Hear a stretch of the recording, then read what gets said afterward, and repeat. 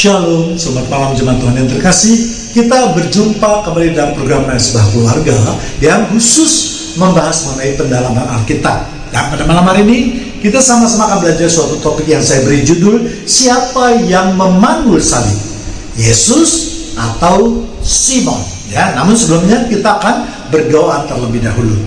Puji syukur kami naikkan sebagai ungkapan rasa terima kasih kami Tuhan atas semua kebaikan Tuhan, atas kemurahan Tuhan, atas berkat-berkat yang telah Tuhan limpahkan dalam kehidupan kami, atas penjagaan dan pemeliharaan Tuhan.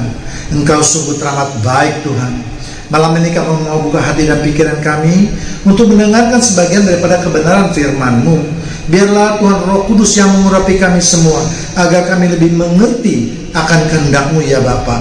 Dalam nama Tuhan Yesus Kristus kami sudah berdoa dan mengucapkan syukur. Amin.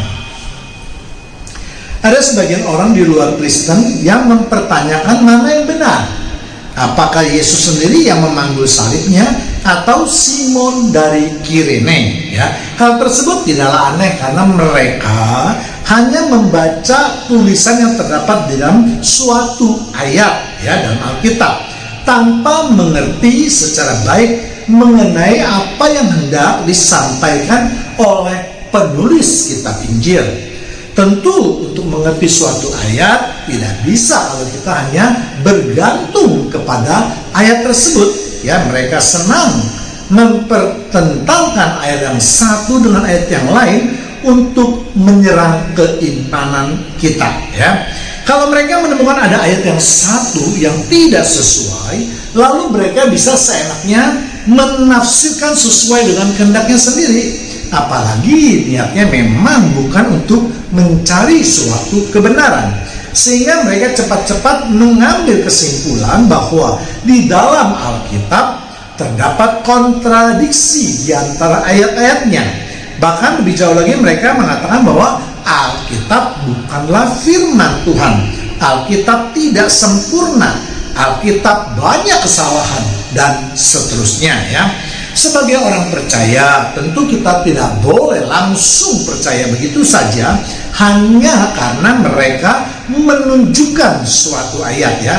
Tetapi kita harus lebih memahami konteks atau peristiwanya secara menyeluruh, sehingga kalau kita ditanya, kita bisa memberikan jawaban yang utuh dan benar. Dan yang paling penting tentu secara alkitabiah. Itulah pentingnya membaca Alkitab, mengerti lalu merenungkannya. Ayat yang biasa dipakai untuk menyanggah hal tersebut adalah di Matius 27 pasal 27 ayat 32. Ketika mereka berjalan ke luar kota, mereka berjumpa dengan seorang dari Kirene yang bernama Simon. Orang itu mereka paksa untuk memikul salib Yesus. Sekarang kita akan memasuki pokok pembahasan mengenai siapa yang memanggul salib tersebut. Untuk menjawab pertanyaan ini kita harus membaca dan memakai semua informasi yang terdapat di dalam Alkitab ya. Dan tentu juga kita harus mengetahui secara lengkap apa yang terjadi pada hari ketika Yesus memanggul salib ya. Kita tahu bahwa ketika Pilatus tidak menemukan kesalahan apapun dari Yesus, maka Pilatus menyerahkan Yesus kepada orang Yahudi ya. Mereka adalah anggota Sanhedrin yang terdiri dari orang-orang fasih, ahli-ahli orang-orang Farisi, ahli-ahli Taurat dan lain-lainnya. Dan untuk seterusnya maka saya akan memakai kata orang Yahudi saja ya. Dan untuk mendapatkan gambaran yang lengkap, kita akan membacanya dari Yohanes 19 ayat 16 sampai 17. Akhirnya Pilatus menyerahkan Yesus kepada mereka untuk disalib. 19:16b, mereka menerima Yesus. 17, sambil memikul salibnya, ia pergi keluar ke tempat yang bernama tempat tengkorak. Dalam bahasa Ibraninya Golgota ya. Jadi dari ayat 17 ini sebenarnya sudah jelas dalam Alkitab sudah menyatakan bahwa Yesus diserahkan kepada orang Yahudi, Maka sambil memikul salibnya, Yesus berjalan keluar kota menuju ke Bukit Tengkorak. Karena Bukit Tengkorak itu berada di luar daripada kota Yerusalem, ya. Namun bagi mereka yang di luar Kristen itu juga mempunyai alasan lain lagi, ya. Mereka mengatakan bahwa kalau demikian maka ayat di dalam Alkitab bertentangan antara satu ayat dengan ayat yang lain. Jadi memang kita harus bisa memberikan penjelasan menyeluruh mengenai ayat-ayat tersebut, ya. Untuk mengetahui bagaimana jalannya Yesus dari istana Pilatus menuju ke Bukit Tengkorak, maka nanti akan saya siapkan atau saya sediakan slide-nya. Untuk itu jemaat Tuhan dapat melihat pada slide tersebut jarak dari mana Yesus itu menuju ke luar kota Yerusalem, dan di mana di luar kota Yerusalem tersebut akan berjalan lagi menuju ke Bukit Golgota, ya. Mari kita perhatikan. Ketika Yesus diserahkan kepada orang Yahudi, maka pada waktu Yesus diserahkan oleh Pilatus, sebelumnya itu Yesus sudah diperiksa oleh Raja Herodes, ya. Karena Herodes juga tidak menemukan kesalahan Yesus, maka Raja Herodes mengirimkan kembali kepada Raja Pilatus. Lalu Pilatus baru menyerahkan kepada orang Yahudi, ya. Kalau kita lihat perjalanan Yesus dari istana Pilatus kemudian ke istana Herodes, kemudian balik lagi ke istana Pilatus, jelas ini akan memakan waktu yang cukup lama, ya. Perhatikan petanya, ya. Kalau kita perhatikan pada peta Yerusalem kuno, di mana skala petanya adalah 1 berbanding 400 meter, ya.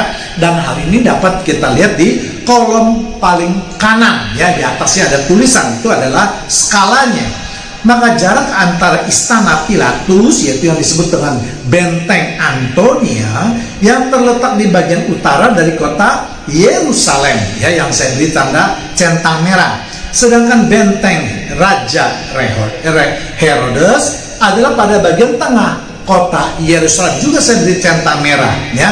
Skalanya adalah jaraknya 2, ya. Ini berarti kurang lebih 800 meter. Dan mengenai denah kota Yerusalem kuno ini dapat kita lihat dengan lebih jelas mungkin di belakang Alkitab kita, ataupun dapat kita mencarinya di internet, ya. Jadi jarak 800 meter adalah jarak tegak lurus, ya. Padahal sebenarnya kalau jalan itu tentu tidak dapat tegak lurus karena pasti ada bangunan-bangunan. Berarti itu pasti lebih dari 800 meter.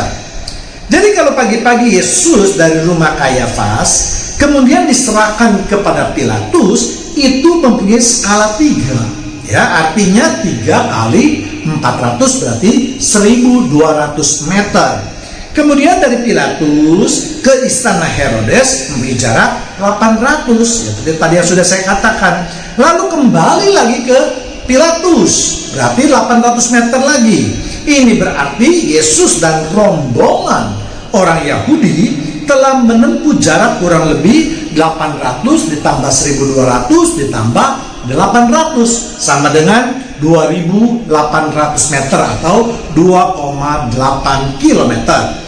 Belum lagi waktu yang dibutuhkan ketika Pilatus menyidangkan Yesus. Raja Herodes juga menyidangkan Yesus juga. Terus balik lagi kepada Raja Pilatus. Jelas, maka pada hari itu waktunya sudah habis untuk 3 peristiwa ditambah dengan perjalanan, ya. Sedangkan Alkitab mencatat bahwa Yesus disalib jam 9 pagi. Jadi berarti tidak mungkin ketika Pilatus menyerahkan Yesus kepada orang Yahudi langsung pada saat itu dia disalib, karena pasti tidak mungkin, waktunya sudah lewat, gitu, ya. Pemeriksaan seorang terdakwa tidak mudah, ya, apalagi sebelumnya pasti dikumpulkan dulu ahli-ahlinya, didengar dulu keterangannya, dan seterusnya dan seterusnya. Kita lihat di Markus 15 ayat 25. Hari jam 9 ketika ia disalibkan. Jadi walaupun Alkitab menulis Pilatus menyerahkan Yesus kepada orang Yahudi, lalu mereka menyalibkannya, itu tidak berarti pada saat itu juga Yesus disalib, ya. Kata kemudian itu tidak dapat diartikan langsung terjadinya penyaliban. Sebab kalau itu diterjemahkan seperti itu, maka peristiwa tersebut tidak cocok dengan apa yang telah saya uraikan tadi, ya. Tidak mungkin bisa jam 9 pagi disalibkan. Belum lagi perjalanan dari rumah Kayafas ke Bukit Tengkorak atau Bukit Golgota, ya. Maaf. Adapun maksud saya untuk membahas mengenai waktu dan jarak kepada jemaat Tuhan yang terkasih adalah agar dapat memberikan gambaran betapa sulitnya perjalanan Yesus ketika memanggul kayu salib tersebut, ya.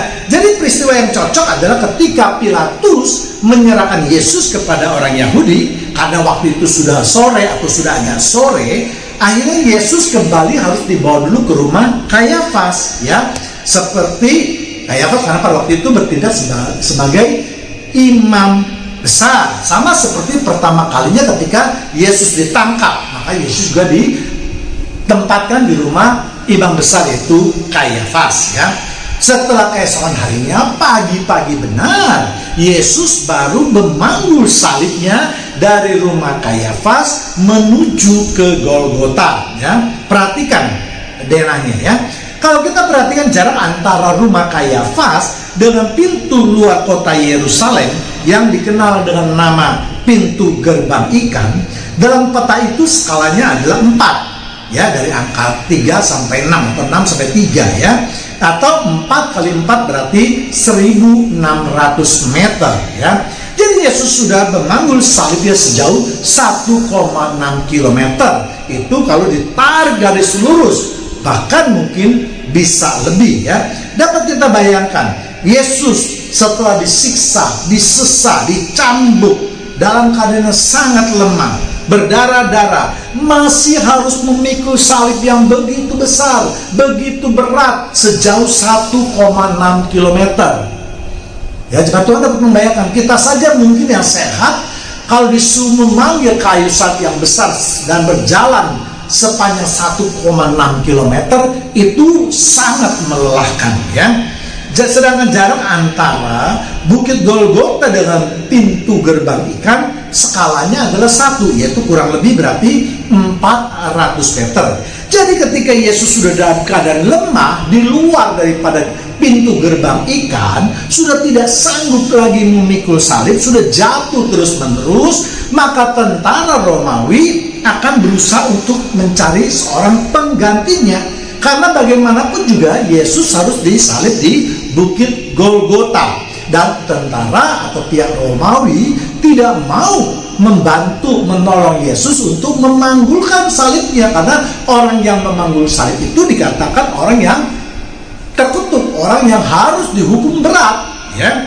Dan kebetulan lewat pada saat itu Simon dari Kirene yang diduga juga adalah pengikut Yesus. Dan tentara Romawi maka memaksa Simon ini untuk menggantikan Yesus memanggul salib.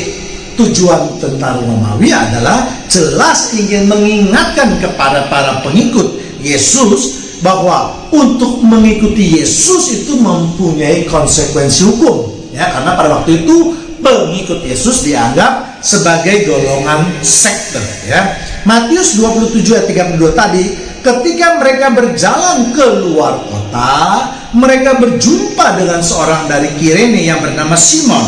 Orang itu mereka paksa untuk memikul salib Yesus.